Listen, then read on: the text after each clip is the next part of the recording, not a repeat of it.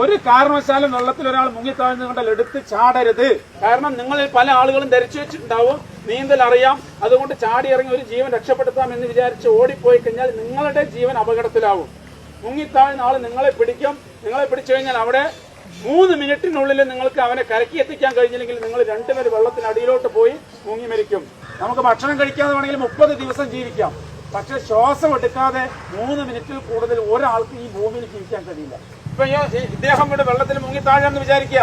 നമ്മള് മുന്നിൽ കൂടെ ഫ്രണ്ടിൽ കൂടെ നീന്തി ഇയാളെ രക്ഷപ്പെടുത്താൻ പോയാൽ, അല്ലെങ്കിൽ അദ്ദേഹം എന്നെ രക്ഷപ്പെടുത്താൻ, ഞാൻ എന്ത് ചെയ്യും? ഇയാളെ മുക്കി താഴ്ത്തും. എന്നിട്ട് ഞാൻ മേലോട്ട് പൊന്താൻ ശ്രമിക്കും. അപ്പൊ അവിടെ എന്ത് സംഭവിക്കും? രണ്ടുപേരും കൂടെ മൽപ്പിടുത്തമാവും. 3 മിനിറ്റ് സമയത്തിനകത്ത് രണ്ടുപേരും കുഴഞ്ഞ അടിയിലോട്ട് പോകും.